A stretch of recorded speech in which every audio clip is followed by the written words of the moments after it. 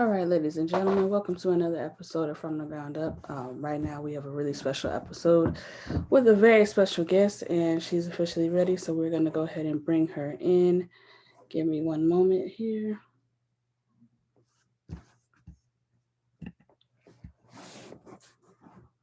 All right, I think she's all right. Can you hear me?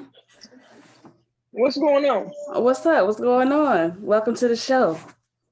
Thank you for having me. No, not a problem at all. So let's see here. So I can hear you. Can you hear me? Can you hear me good?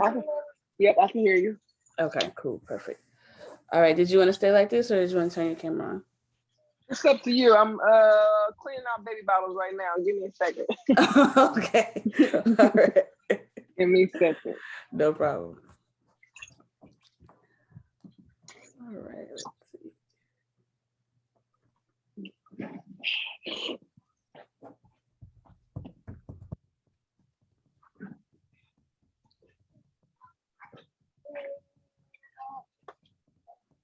I'm coming. It's all good. It's all good. Mom life. Yes, it's new. It's new. Nothing wrong with it. It's a blessing.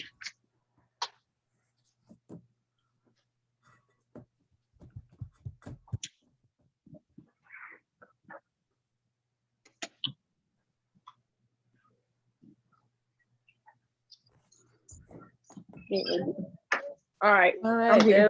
All right. There we go. All right. Perfect. So once again, welcome to the show.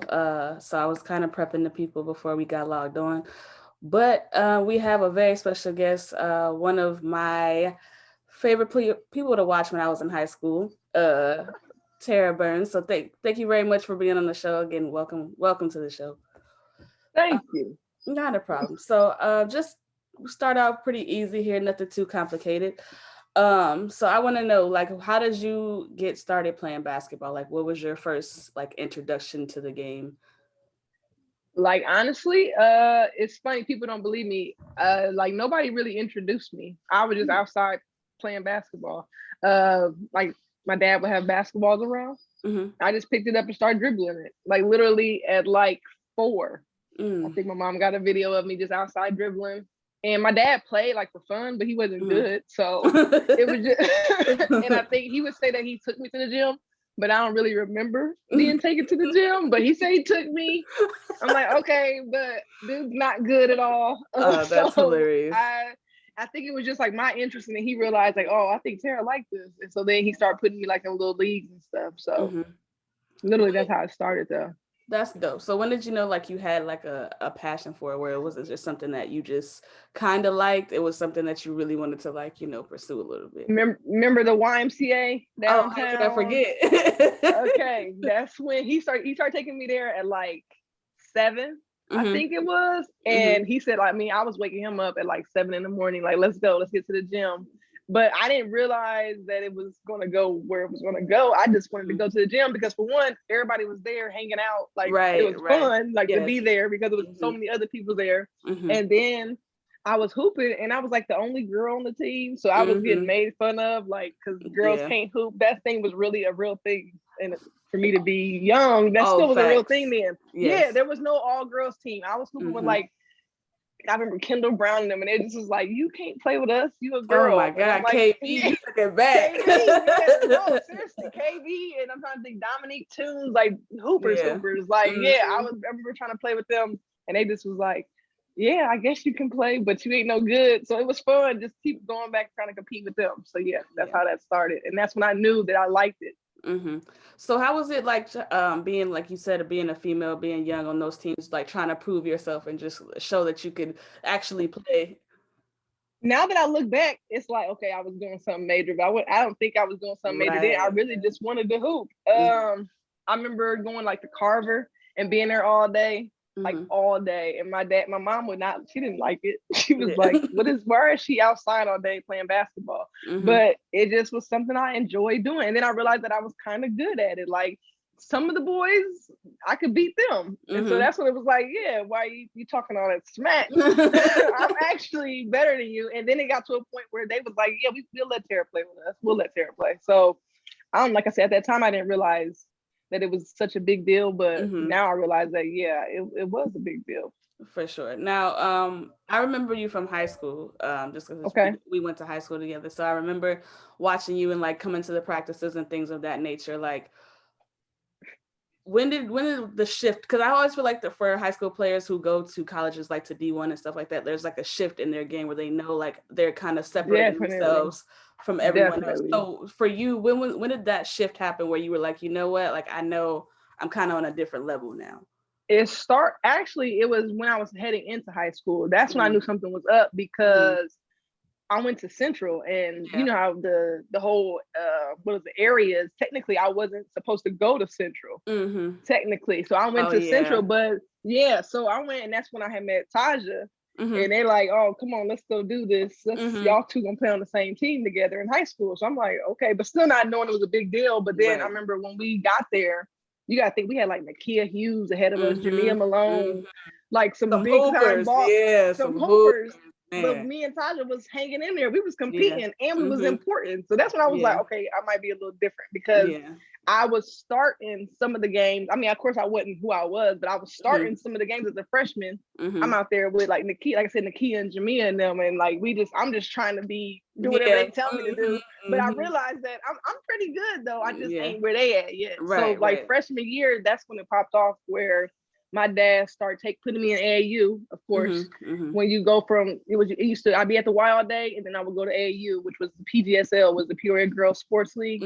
I went with them everywhere. So they started taking me everywhere, out the state, to different cities, just playing basketball. Dad's taking me to Chicago to play against the toughest basketball players. So like I said, freshman year was when I knew it was on. Then it was like serious.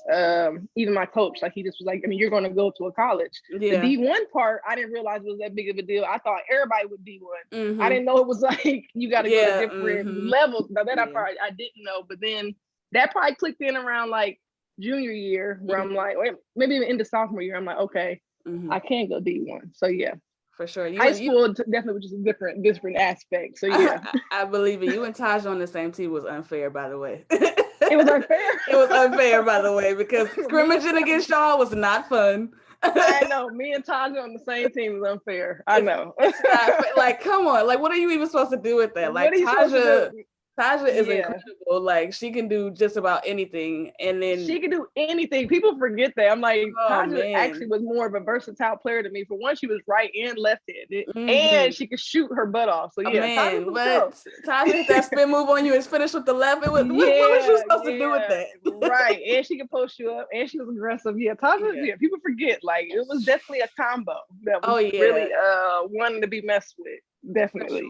Sure. So like hooping during that time, because like you mentioned a couple of players, and there was like a crop of talent around the time you and Taja were like doing your thing. So like, what was it like hooping against like just the competition? And I mean, not even just within our school, like other schools. And like Rich Woods, Stephanie Lovinggood. People just forget about these people. Stephanie Lovinggood, and I remember that Megan McGann. She just added me on Facebook the other day, and I like hesitated, like, don't I want to add you because we still got basketball beef. The petty. I love the petty. What was that girl from Washington? Maggie Crick. Bianca Ward. Bianca Ward. That's one person. Ward. That's one person I honestly say I think was better than me. Like, and I could say I know a lot of people are better than me, but that's one person I was like, dog, she used to give me the blues because she was so fast, and I was used to being the fastest one. But no, she was fast, like fast. And then I think I was like supposed to be the prime defender, and I was the top scorer on our team. So so that was she was making me do a lot of work. Yeah, she was working. I had to guard her, and then I had to try to score too. That was like I said, y'all battled, and I remember that. Y'all battled. We definitely went at it. So like the talent, it definitely, I remember it, like people just forget, like it was crazy. And you even think like Woodruff, like even my cousin, me and my cousin Tay went to Woodruff, and then Jerica Carpenter and Alexis Crowder, and all of them was over there. Like it wasn't no joke. When you came out to play, especially when it was conference time, you better have came with it, because you get beat on any given night. Oh yeah, and then So you gotta live with that for the next couple of days because you already know what that's like. You already know what practice was like after you lose. Man, not You even dreading it the whole day. You don't even think about school. You don't even care about school. You trying to figure out how you about to get out of this practice man, because it's about to be intense. And don't mess around and go to a football game or something because then they gonna see you and be you're like, in big trouble. Yeah, like Central, they our coaches believe in running, so they ran us. I mean, ran us. I think I tell people to this day that college was like, it was longevity running, but I ran more in high school. I feel like we ran like they just ran us just for if we did anything wrong. You're running. So do you remember running routes? Do you remember when we had to run routes? I will never forget any of those things. Amy McGee, which was our coach at that time, is like my mom's really good friend. So sometimes I still see her and I just look at her like, you tortured me. Like I'll be like, but it's cool, it's all love. Especially because she knew she had a relationship with me. She tortured me more. I felt like she was like she was like 5'2" and talked the most crap and like no joke. She tortured me. Yeah, I'll never forget any of that running stuff like ever. You can't ever. Your legs won't. I was talking to Adriana when we did our interview, and I was like, I think I still have my legs are still in perfect shape because of that. Like it was crazy. Remember getting like shin splints, and that was crazy. I didn't even get them that much in college. I got them in high school, shin splints, because we was just running. I thought we just all we did. And then when basketball got over, I remember coach wanted us to do track. So we had to do track the next, as soon as basketball got done, then you jump right back in basketball. So we just was constantly running. Just not for fun. Just nonstop. So speaking of competition, I wanted to ask you, like, I think you might have already answered, but I'll ask anyway. Who was the toughest player that you played against? Bianca was the toughest. I have to admit it. She's like, it pains me. It pains me that anybody was tough, but I was when Rich was for one, Rich was already a sound team for one. Anyway, so it wasn't you had to beat Richwood, you had to be on your stuff, number one. And so because they had their bomb coach, they had girls that could shoot out the gym, they just had a whole bunch of everything. Stuff. But then they threw Bianca in the mix, and it was it was a cheat code, man. It was definitely because she didn't even like fit into their program. That's what made her like stick out. So, she just was doing her own thing, but it like went, and then she was definitely, like I said, I had to defend her and then still be a top scorer. And so that was a difficult game. So it was quite the task. So who would you say like your top 5 hoopers from Illinois would be? Like, you don't have to put them in any particular order, just off the top of your head. Who do you think of top 5? Whoa, I don't know if I can say this. Where are you gonna put this at? It's going everywhere. Tagging everybody. Top 5 of my era. We gotta bargain it down. Yeah, you gotta go. We'll do your era. Oh man, because I'm gonna be biased and I'm gonna pick all Central people though. That's what's crazy about it. That's okay. See, then I'm gonna leave some out the list. You always a lion, man. You gotta stick with the whole team. I'm a lion. Jesus, look. I already named. Okay, I gotta go with Nakia Hughes. Oh, for sure. Nakia was. Yeah, she did it. She did it effortlessly. I don't even think Nakia really even cared. She just was balling. Like out there, she would wake up and just come drop 20 on you. Just like for no reason. She was skinny and long, and like it just all went together. Just Nakia. Oh, I'm throwing me in there. In there. I mean, come on now. Real ones know. Yeah. Jamia could shoot the lights out. Of the gym. Sure. It was ridiculous. She was like a girl. Now we look back, she's like the girl Steph Curry, because she could shoot her butt off like from anywhere. From anywhere. We'd be like, that's a bad shot. Then we go in, you'd be like, that's a great shot. Good job. That was actually good. Oh, my era. Man, I don't, because y'all had some ones in your era, man. Y'all had some. That's what I'm trying to say. Yeah, you wrong for this question. You real wrong for this. I gotta get everybody with this one, because every era had their ones, but y'all era had some ones. Like, we had some ones. I remember watching y'all. I gotta have like some. I gotta have some. What's some things called at the end? Runner ups, like some honorable mentions. Yeah. You get okay. So I'll give you 2 honorable mentions. So you got 2. You already named 2 in your 5, and you'll get 2 honorable mentions. I'm throwing Taja in there. You got to. I'm trying to think. Okay. I don't really want to go to another school, but I kind of got to. You don't have to. But you don't have to. If you don't want to. We can stay at Central. You can stay at Central. You can stay at Central. That's fine. That's still hard. No. It is. Dang. I'm trying to think practices. Who used to give me the blues? An underrated sleeper, Tressie Todd. Yeah, see, and that Tressie's younger than me. Yeah, but you're right. That's what I'm saying. No, Tressie is definitely. Yeah, you're right. No, throw Tressie in there because we was what was we T Squad? It was T Squad my senior year. The shirts. The shirts. Throw Tressie in there. Throw Tressie in there. Yeah. So I like that 5 right there though. That's my because I remember. Let me try to think. When I had to go play in the Gus Smacker, my cousin Tay didn't stay. She traded. She went to Woodruff, so she don't count. Yep. So I'm trying to think. When I had the Gus Smacker, it was me, Nakia. Yeah, it's Nakia, Jamia, me, Taja, and Tressie. What a squad, man! Well, that's a squad right there, right? That's not fair at all, man. Not fair at all. It's like that's a cheat code. Y'all had everything on that squad, man. Tressie, Ty, I know. Tressie didn't play with Nakia and them, but we had when Tressie was coming up. I remember Tressie could jump out the building, and it was weird to see a girl be able to do that. It was like, well, how she able to do that? She was long and athletic. Man, she reminded me a lot of like we didn't know about KD then, but she like looking back, definitely it was very KD-esque because like you said, she was fast. She was long, athletic. She can handle the ball a little bit. Yeah, shoot. You're definitely. Yeah. And I was just like this. I was the same way. I was just like, man, like she's incredible. Like I don't know where do we get her from. Like, you said you had to practice against her. Yeah, that wasn't fair. Oh no, not what. What? First of all, you wasn't getting no shot off. And if you did, if you got lucky, I would say if y'all did get a shot off, then we got in trouble probably. So yeah, we couldn't. No, y'all wasn't letting us get no shots off. And if you did happen to get past one of y'all, you got to see Taj in the lane. And who wants to do that? You definitely got to see Taj. Nobody was. And she didn't knock you down. Little Dominique.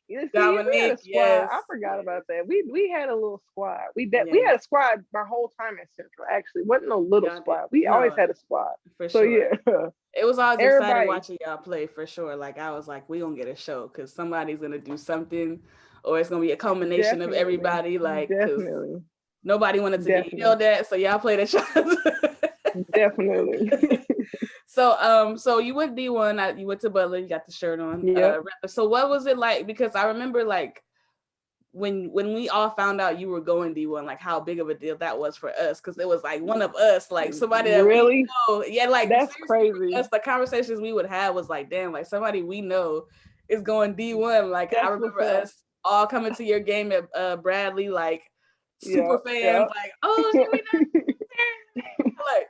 So what was it like coming from where we're from and like playing D1 and getting there and going through all that experience? Like what was that? That was definitely the biggest adjustment of my life. Probably taught me everything I know because I think like you just said it, coming from where we was at, they like it's 2 different levels of basketball. And it's just different. Like I said, I was a star at Central for one. Like at my senior year, it was like, okay, everybody knows who Terra Burns is. You go to Butler, you just Terra Burns. You ain't really nobody. You gotta prove yourself again. And not only do you gotta prove yourself, your stamina. Like I was tiny back then. I had to put on some serious weight. The whole time in college, they had me on muscle milk because I could not get bigger. But you gotta think you playing against D1 athletes. You gotta be big, fast, strong. You gotta do all these things. And that was, I remember our first weight session. I like walked home like in tears because my body hurt so bad. It was like, and we didn't lift like that at Central. We just ran. We just ran and stuff like that. So when they took me in the weight room, I was like, wait a minute, what you want me doing here? They're like, you about to do everything. Every piece of your body you about to lift. I'm like, oh no. So I remember they was like wanted me to like leg press like 500 and plus. I'm like, there's no way I can do that. They're like, well, you're going to. Yeah, they're like, you're going to. And then, I mean, it's just a different vibe. It's definitely, like I said, time constraint. And then Butler is not just it wasn't just athletics. It was educational. They're like one of the top ranked educational programs like in the world. Wow, I didn't know that.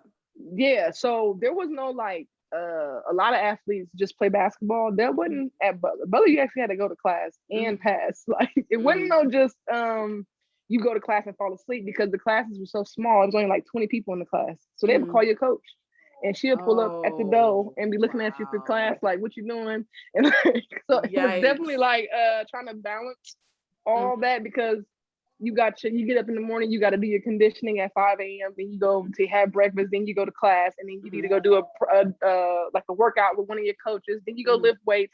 Then you have practice. Then you got to go to study hall, and then you got to do it all over again the next day. Yeah, so that was definitely like, whoa. And then you try to have some fun. So like you're in college, you want to have some fun, but like you really got to learn what's important, time management. But it's the same thing. Well, that's probably one of your questions, so I won't jump. But it was definitely an adjustment. Like I said, our first Thanksgiving tournament, and I missed Thanksgiving for the first time. I was a mess. Oh, I know. Oh man. I mean, stomach was hurt. I think I was like snot crying. My mom, I was like begging her to take me home, and she was like, I can't. I'm like, no, I'm not doing this. I'm not doing this. So yeah, I definitely tried to quit.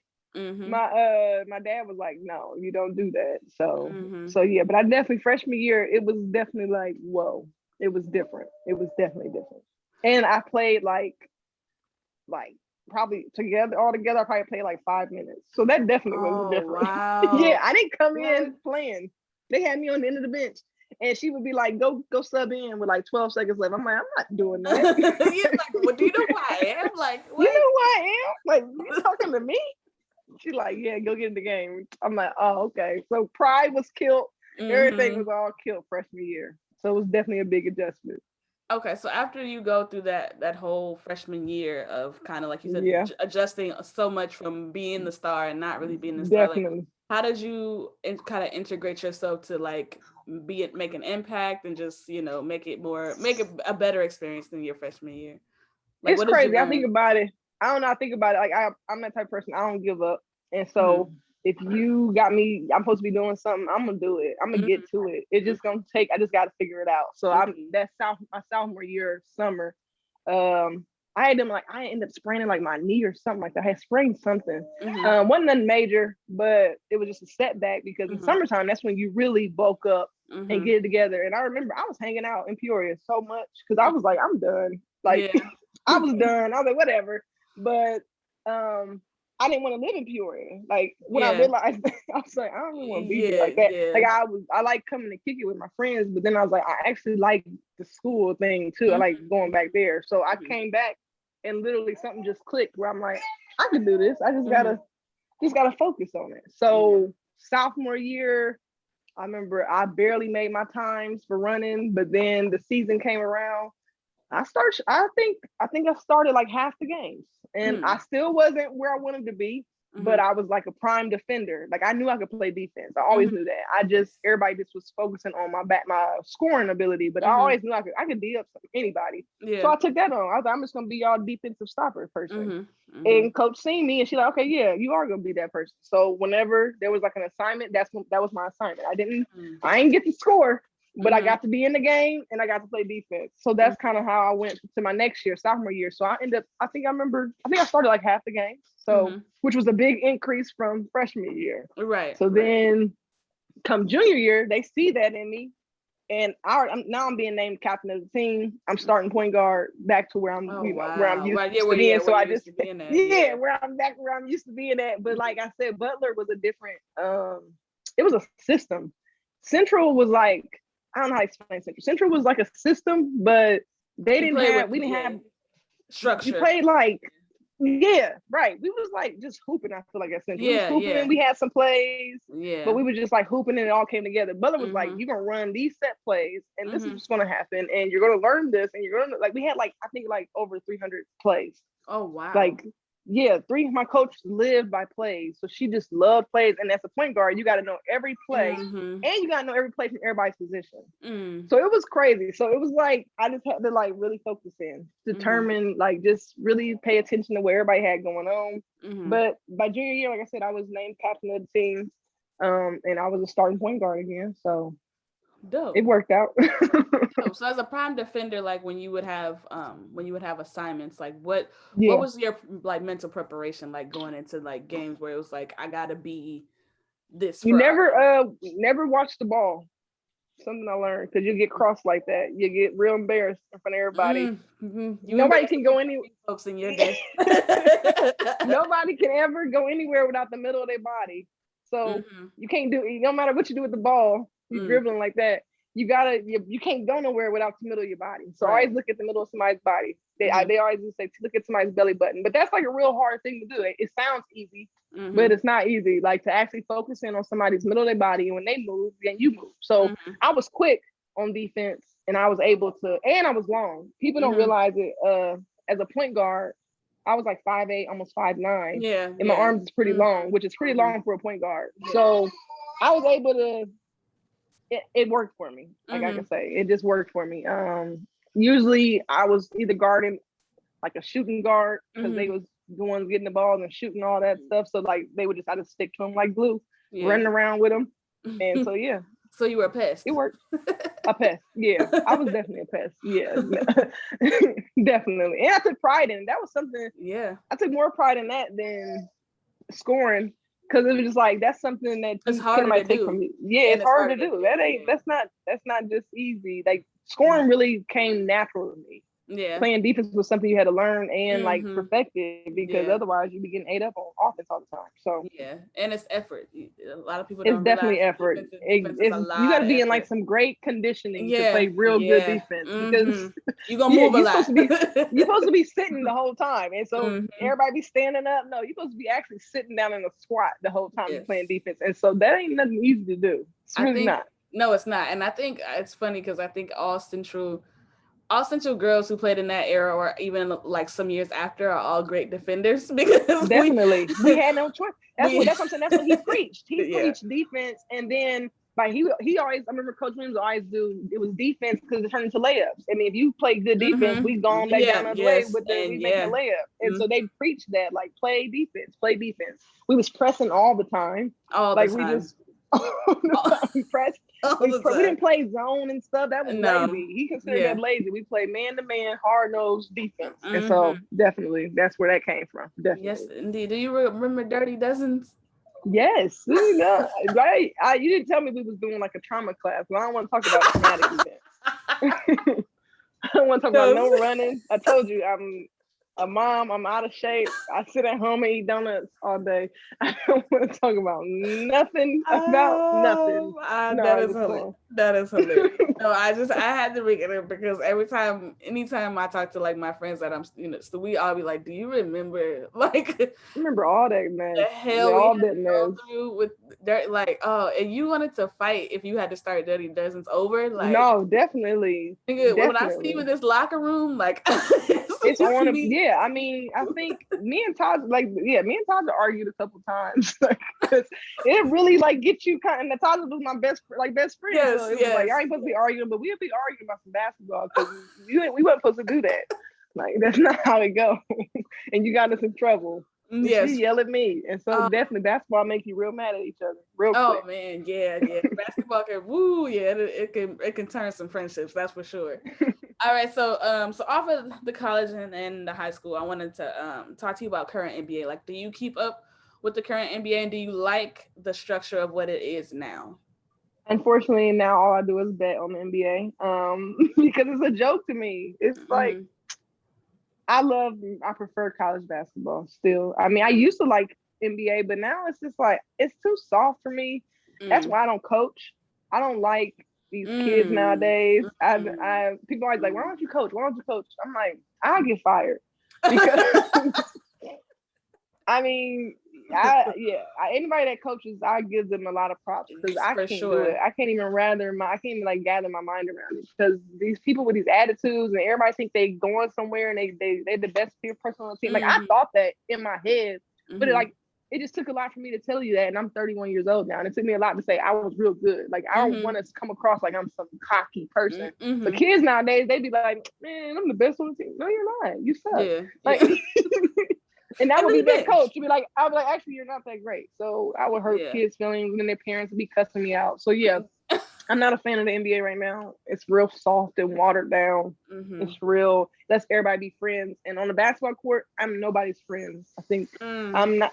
I'm nobody's friend on the court. We can be friends off the court, but on the basketball court, and then we might still be into it after we off the court. But on the depending court, on how it went. Depending on it how depends on how bad it got. It depends on how bad it got. But I'm not going to be shaking up and being friends with you on the basketball court. I'm not doing all that. And I feel like that's what everybody do now. They just want to be who's buddy, and it's I don't taking away from the game of basketball to me. I don't really like it. So okay, so you don't. So that's a fair answer that you don't really like the structure of how it's just so friendly now. It's so friendly, and then nobody plays defense. So then like all these threes, it's just weird. It's just like, I don't know. It's just weird basketball to me. I don't like. That's what. Don't ask me who I think the GOAT is. Do not ask me any of those questions. I'm gonna leave that right alone. Just because I've seen a few of your statuses already, and we disagree on the topic, so I'm gonna just skip right on over that. You see my statuses? Oh, don't tell me you're a Queen fan. Oh my gosh. Woo, Terra, we're friends. Okay, we're friends. We're friends. We don't have to do this. That question. We don't have to do this. We're friends. Because then it'll get real heated. Exactly. And I like you.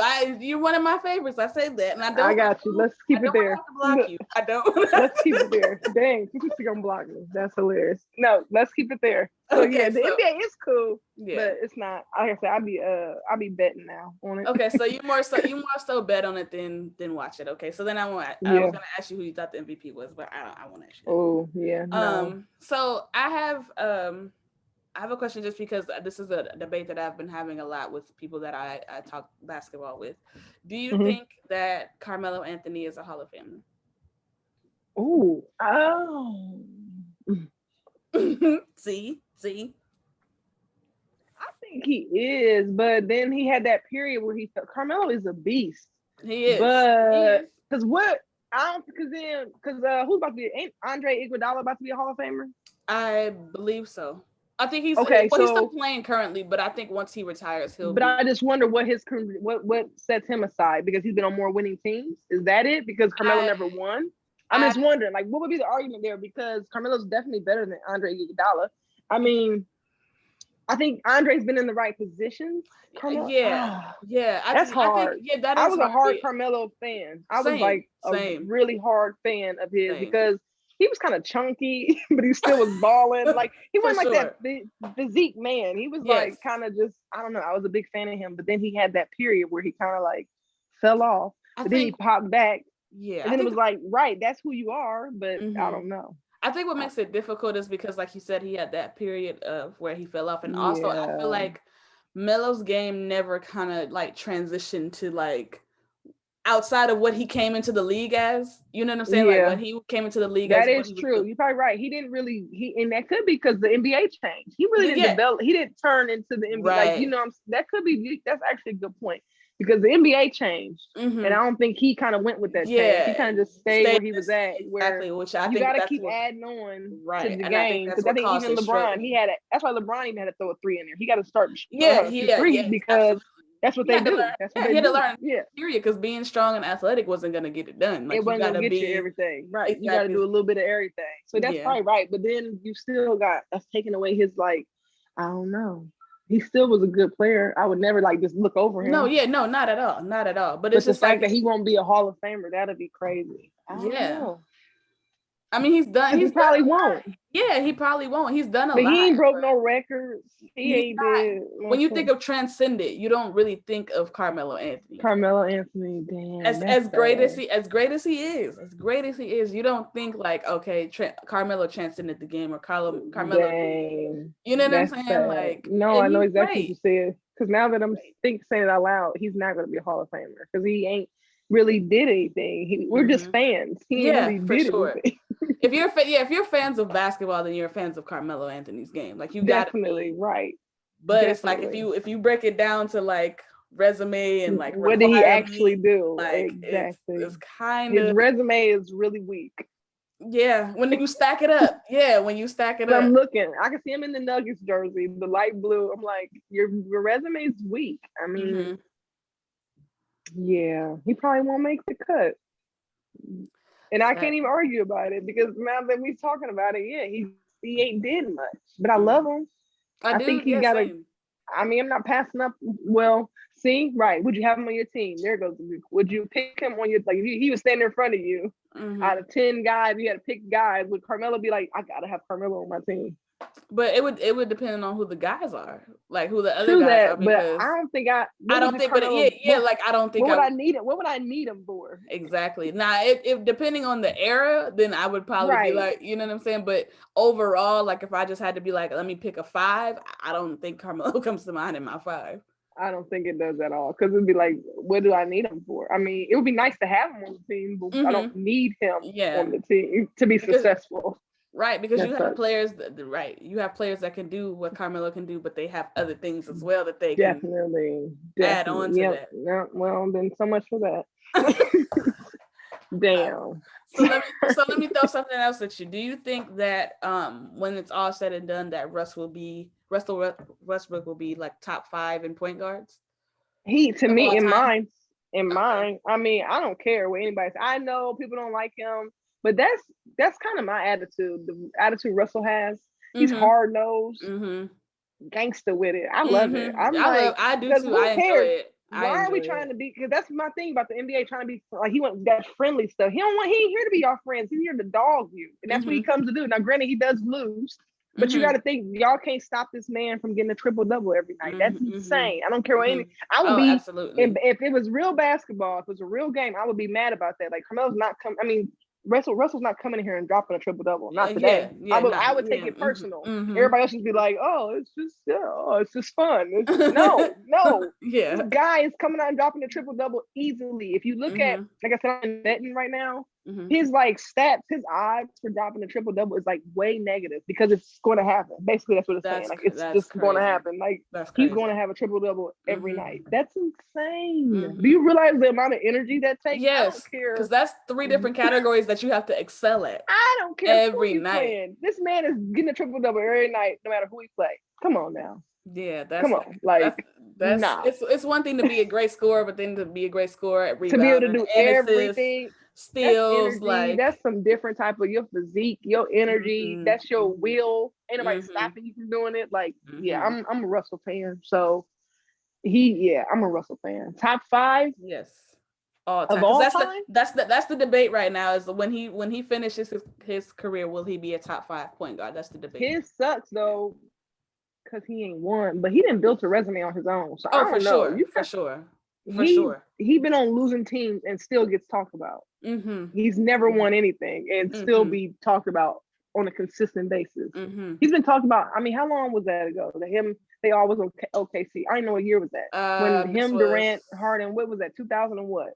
2000. I think their last season together was 2016. So he's consistently been talked about for at least 8 years, because they were all together on that team. He was talked about then. They didn't like him because he wasn't passing the ball, but he's consistently talked about, and I don't see him slowing down anytime. I hope he don't get injured or nothing like that. But top 5 of all time? Yeah, because you got to consider, like, point guards. You got to consider, like, there's so many. Too much. See, that question drives me crazy. Yeah, you got to do errors when you do that type of question, because you do. I feel the same way. Difficult. I feel the same way, because it's like the athleticism is different, and like everything. Like, so many things are different as far as like with different eras. But because like when point guards, I think about, because then I'm almost consider Russell a point guard. I think like these new point guards are a little different. Yeah, they score. They score cool, more than but like when I think about a point guard, I think about like Steve Nash. Like Steve Nash, he was scoring, he hit threes, but he was a facilitator. Like, he controlled the whole way the game went. Like, when I think about a point guard, so they kind of played like Kyrie Irving is a point guard, but he be dropping 40 every night. But say he's more of a shooting guard than a point guard, though. Honestly. That's kind of right, but I think that's just kind of how the NBA is now, that it's kind of shifted. So top 5, that's hard. But I think top 10. Okay, that's fair. Top 10. I think top 10. Top 10. That's fair. I think last night he's like, if he gets one more triple double, which he plays tonight, which he will get one. Yeah, I think he's tied for like 180 triple doubles with Wilt Chamberlain. Insane. Career 180 triple doubles. Like, that is insane. I don't know. You gotta, he's insane. Definitely doing. Yeah, that's why I said I would take it personal. Like, he ain't gonna come in here doing all that. But don't nobody do that in the NBA. They just be like, oh yeah. They let him get his triple double. They let it happen. No, I'm about to try to shut him down because this man is like basically just dog walking through the NBA game. It's like nobody can do anything with him. So he's definitely top 10. Definitely. For sure. So the next question here, let me see. Okay, so the new talk right now is because Steph has been playing. I mean, he's been shooting out of control. Like, I know. I was just telling my wife last night. She doesn't know, but I was telling her. I'm like, yeah, no, Steph been on one. She was like, really? I was like, yeah, he been shooting out of his mind. Like, just insane numbers as far as I think he's made. Like, the last month he made like 300 and something threes, and it's just ridiculous. Like, that's not fair. You shouldn't be able to shoot like that. No, I don't even get it. I still don't get it. Not at all. But do you think if because the new debate with him is like, do you think if he doesn't lead his team to the playoffs this year, is that a hit to his legacy? I don't think so. No, people argue this all the time because Steph changed the game. People don't want to admit it. Oh, for sure. But he changed the game. I mean, that's what an impact is when you change something. Like when you make something look better. And he made something look better. Everybody pulling up from half court, that is Steph Curry. There's nobody else but Steph Curry. Now, granted, people were doing it before, but they weren't doing it as consistently. Yeah, it's like a part of the game now. Like, you literally have to guard Steph at like the other free throw line. Like when the ball comes in, you have to guard him at the other free throw line. That is insane. Like normally you wait until they cross half court, then you pick them up. No, when Steph crosses half court, you need to be there. Yeah. And even if you are there, he's probably still gonna make it. Yeah, but it doesn't make that much of a difference. Dude be having hands in his face. Like, I mean, he don't even be seeing. He don't even see half the time. Like, I don't know what he got with that basketball rim, but he got some type of magical touch. Something, yeah, for sure. Because dude don't be squared up half the time. He don't be. His follow through be just whatever. He be flying through the air, hitting threes. It be great off screens, off the dribble. That is insane. Yeah, that's underrated moving without the ball.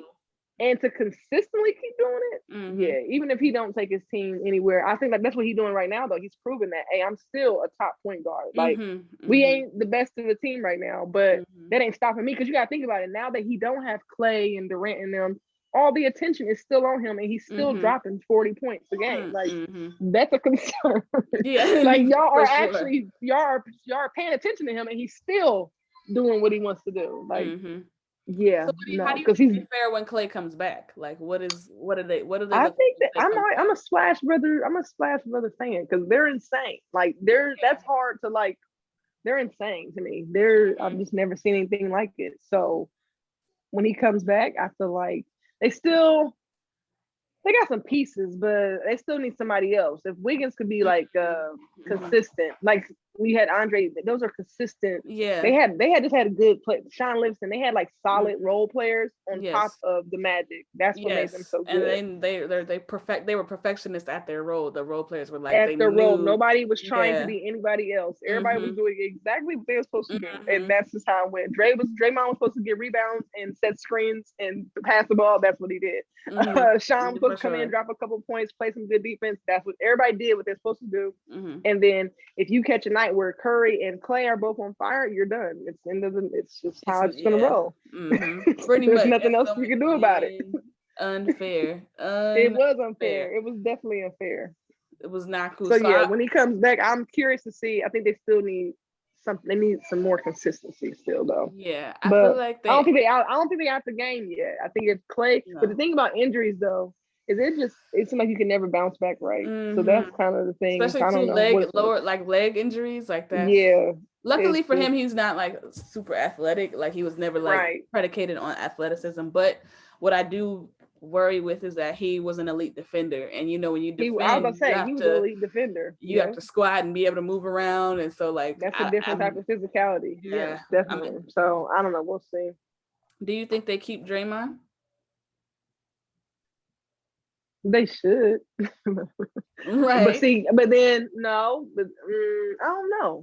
I don't know. I perfectly, I like people like Draymond. They're pests. They're annoying. You need one of them on your Oh, team. for sure, So absolutely. I think that kind of mess up your dynamic if you take him away, because you might get something better, but you're gonna be taking away the factors. You gotta realize what Draymond does do. I know it doesn't look like much on paper, but he does get on whoever he's guarded. He gets on their nerves. For He's sure. really he's real a hustler. He's a hustler. He's the one diving on the balls and doing all that crazy stuff, cussing people out. He's getting you pumped up. That's actually important. So if you're gonna get rid of him, you got to be getting a really good. Yeah, I think you got to get like I don't even know, but I don't even think a star, because a star might not have that same quality he has. You got to get like some fire. I don't know. You got to get somebody that's just got like, I don't know how to explain that, but I wouldn't throw Draymond away. I don't think he's like getting paid that much. I mean, and I think he knows if he goes anywhere else that it ain't gonna be how it is with the Warriors. No, so you might as well just stay. I mean, but no, I think he wants to say, but I think in the initial of the direction that they're trying to go, it's kind of inevitable. Like the writing is kind of on the get wall. In there, yeah, definitely. But I think you're gonna mess up your dynamic. That's what I feel like, because you got to realize why y'all was working, why y'all was clicking, and it's like we said, everybody was playing a role. So if you go get you a star, you think they're gonna be playing a role? A lot of men can't handle that. Oh, for sure. You man. A lot of people can't absolutely. handle not being the person or whatever, or and like you're on Steph Curry's team. You have to realize that's you are on Steph Curry's team. It is the Warriors, but this is Stephen Curry's team. You have to be realistic about that. And I feel like everybody else kind of buys into that. If you go get a star, I don't know how they're going to feel about that. I don't know. I mean, it worked with Durant, so but I think Durant has a calm personality. I think he's real chill and laid back. Yeah, but it only worked for Durant for so long, though. I mean, I think exactly. He still wanted to be that guy. Yeah, he don't want to be. No, he don't want to be nobody's backup or sidekick and all that stuff. No. And so you want to be your own person. So. For sure, because the Bay is Steph Curry. That's I mean, nobody's coming over. It doesn't matter who you are, how good you are. It doesn't matter what it is. That he didn't made. Yeah, that whole arena is all about him. That's just what it is. So yeah. For sure. So I'll leave you with this. This will be my last question. So I know you're adamant. You're an adamant Kobe Bryant fan. Definitely. So what made you? First of all, what made you a Kobe Bryant fan? And then second, what does his legacy, like in its totality, mean for you as a Kobe fan? That's crazy. Kobe. Oh, Kobe. Let's see.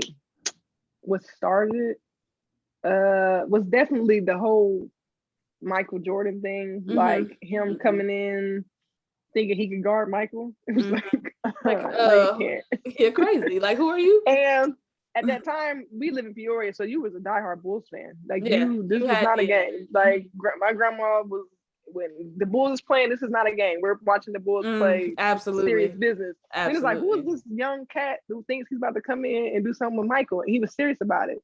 But I'm like, I actually kind of like him. But I couldn't send it at the point. I'm just like, I was keeping it to myself. Like, I actually like him though, because of his fight in him or whatever. So then when he ended up getting a good team, I still was not like crazy about him. I just was like, he good. He's real good. Well, he had Shaq and stuff. So it was just like, I agree with people. Like, you got to prove yourself, because you do have Shaq, and Shaq is a big old guy. But I still was a fan. I was rolling with him. I loved the Lakers. It became Kobe when I seen his like determination. Like when I started learning stuff about Kobe, he spoke like many different languages so that he could communicate with his teammates. He was a leader. He worked his ass off. Like you would just hear about it like after they would lose and stuff. And I know probably most players do that, but the being that you are Kobe Bryant and you still do that, to me, it just shows your level of dedication. The whole Mamba mentality, where he just does not stop. I've never seen Kobe give up.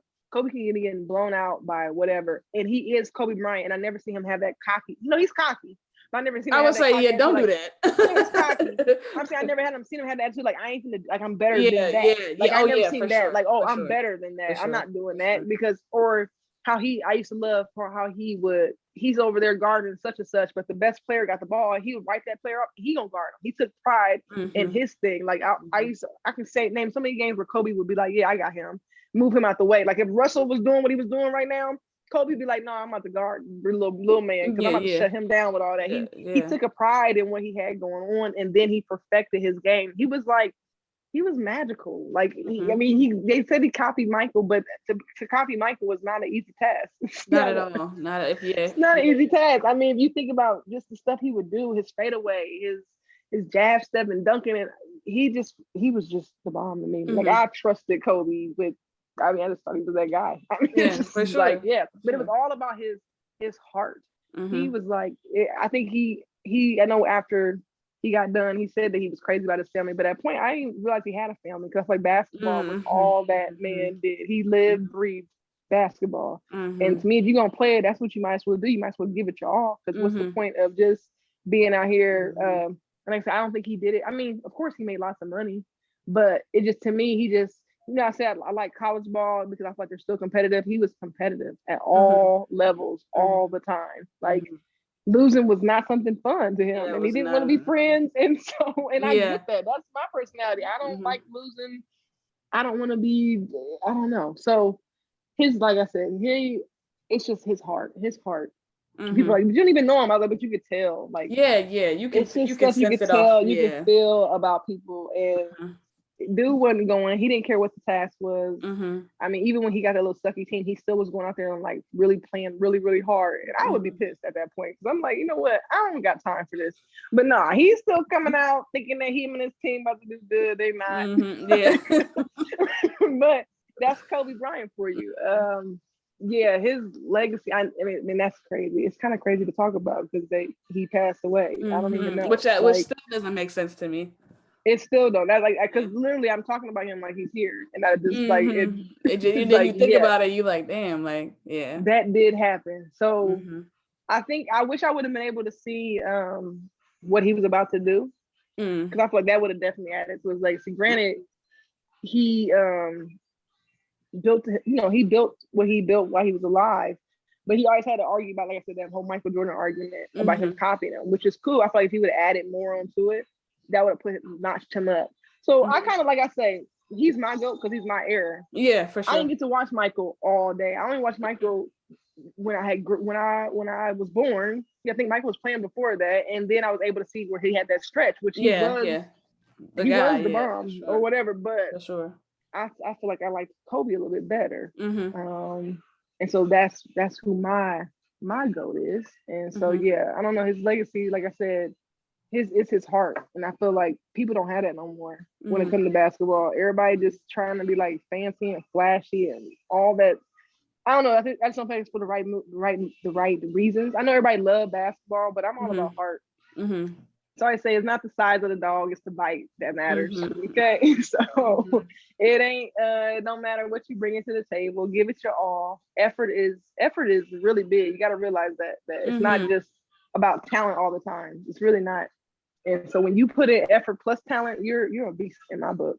A beast. Oh, for sure. So yeah. that's what kind of qualifies a great player for you, is just like that, putting the talent, but with the effort as well. The effort, definitely, because you don't technically, when you're a great player, you don't have to do a whole lot. You can just be a cocky person and just be like, I'm good. I'm not to do this. But when you actually put in work and effort and show heart when it comes to the game, yeah, that's all me. That's all me. Oh, for sure.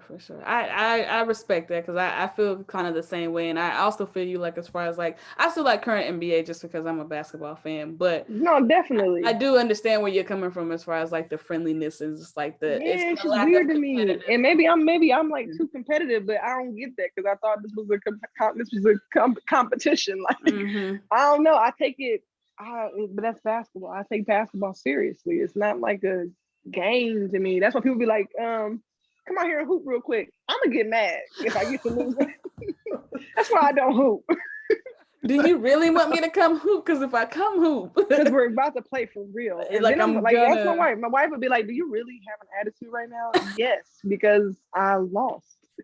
Like, why would I be out here playing for fun? I mean, I guess you're supposed to play for fun, but like, no, I'm not interested. Nah, Nah, when you come Once up you with, get back into that mode, you be like, yes. yeah, I'm trying to win. I'm trying. Yeah, Oh yeah. When no, you not come from where we come from, I say this all the time because I hoop out here sometimes, and yeah. I have to tell them like when you come from where I'm from, like there's not no fun and games. Like when we lace There's them no up, fun and like I want to games. take your head Yeah, off. Like that's it. I I don't don't want to be want talking to myself. Oh, good job. Yeah, yeah, no, yeah. I ain't don't no want to good do it. game, ain't none of that. No, I'm actually not, and that's what they probably say. Tara got bad sportsmanship. I do not. I promise I don't. It's just that I don't do that. I don't want I to wouldn't be say you buddy had buddy. bad sportsmanship.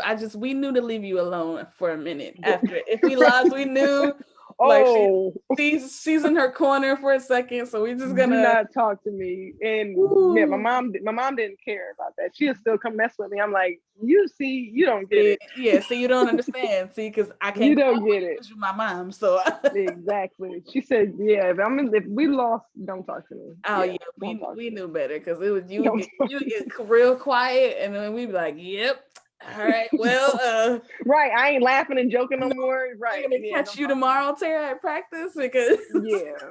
Try again tomorrow. Because I'm shut down for the rest of the night. Yeah, definitely. hilarious." I think I had one more question for you actually. Let's see here. Okay, so you were what era were you where were you at with like with the Sean Livingston area in Illinois? Like what was where I was a freshman when he was a senior, right? okay, yeah. Let me So think. Or what was he a junior? Because we had, wait a minute. Dang, that's telling, I'm getting old. Uh, was we freshmen when he was a senior? I'm trying to think. I believe because you're 2 years older than me. So I wanna say because he was like 03, 04-ish. Right. Yeah, so then we was a freshman. I think I started high school in '03. I graduated '07. So I was a Okay. freshman. Okay. Yeah, I was a freshman during Sean Livingston era. Yeah. Okay. So what do you remember the most like about that era? Because that era was a crazy time for That like was Illinois insane. Like I basketball. said, Like, it was just insane. Like it was like we were living in like, that's what I said, like high school for me was just different because I knew like this was like a different atmosphere. It was like you walking around with like, I mean, Sean Livingston's freaking 6'7". yeah, Like, man. and I wish that like I had like, I mean, I knew he was good, but I'm a freshman. I'm like, you ain't supposed to be in that boy face like that. Like I wish I had Hmm. been all up in his face because Yeah. he's Sean Livingston, but Right. it was, but they all were like, dudes were just different than they like grown men almost. That's Hmm. what it was like intimidating. Like walking around Yeah. high school was like you walk around with grown men, and Hmm. then they were a good team. I mean, Yeah. Very. the boys was yeah, they was bad. You said, and the girls we thought we was bad. Like I said, high school Central, and my freshman year was it. I could only imagine, They always man. be like, oh, the best school. I'm like, y'all crazy. Y'all are Nah, crazy. I nah. don't care. We had man. You had I to had be a it going different on. breed. You had to be a different breed to come out of Had Central. it going on because back in the day they always say Mayo was like the top whatever, but I'm Mhm. like, yeah, no, not Nah, anymore. not yet. It's the No. Lions. Yeah. It's the Lions. Yeah. My We parents flipped can't that on stand its it because they head, Rams, but I'll be like, I'm sorry, that was back in y'all day. Now man. it's all about the Lions. Man, yeah, we flipped that on its head completely because I mean, the Central, just the competition from that, like I'd say from like '03 to maybe up until I graduated to like 2010, it was like so much Definitely talent was like talent. in that one school, like just in that one area. Like we had And so no, because I know when we in this conversation, I'm gonna be thinking about more people, and I'm gonna be like, dang, I forgot because it was so much. It was so much going on. Like so much. I mean, our freshmen, sophomores, varsity, all our teams were good. mm-hmm. All of Oh, them. It wasn't yes, just always. just wasn't like the varsity. It was everybody was good. Yeah. Mm-hmm. And you gotta think about yeah, I could go on and on about Central. Like I said, Central was some fun time. I Man. want to go back. I would want to go back to that part. Oh, absolutely. Hey, man, if I could do it all over, I would for Definitely, surely. without a doubt, I would be gone. I would do all of it all over again, honestly. Because Yes. there's days I definitely, I'm sorry, I'm putting my dog out. I That's definitely okay. miss it. But yeah, I would do all of it again. Man, yeah. So you would never coach for real? You know, you Hell could. no. Hell no. I would get fired. You have no idea. Oh no, I do. I just think Fired. it's. I just think Fired. You just said when we lose, I do what? yeah, I yeah. get You real just quiet. be real quiet. So yeah, Yeah. I they be like, mean, I'm gonna Coach be Burns is yelling at us out. again. She cussed us Yeah, out. she cussed us out. That's what it's gonna be because that whole and I didn't get that till college. I keep telling you to do something and you don't do it. I'm gonna be dry. It's not intentional, but I can't handle it, so I'm just not even gonna try it. I'm telling you to get in help side. Get in help side. I tell you every day in practice. Get in help side. Then we get in the game and you don't get in help side. I'm going crazy. Oh my God. It's not for me. That just brought me back to Central. See? It's like, oh my God. Get in help side and you not in help side, and yeah, no, I'm gonna be mad. Because So. all Central coaches were nuts, like absolutely nuts. And if they, like you said, repeated themselves 1,000, man, look. I'm glad you said that. Like, they were all nuts. I'm glad you said that. That's what they used to try to say. My college coach was verbally abusive. I'm like, y'all have no idea. Man, what? Oh my God, what? I'm like, y'all think she's verbally abusive? I'm like, she ain't nothing compared to my high school. Oh my God. I tell like the newer generation that all the time. I'm like, y'all have it so y'all have no idea. Y'all have no idea. So easy, because I'm telling you right now, like if my coach saw this, like y'all wouldn't even easy. Y'all wouldn't even want to play basketball.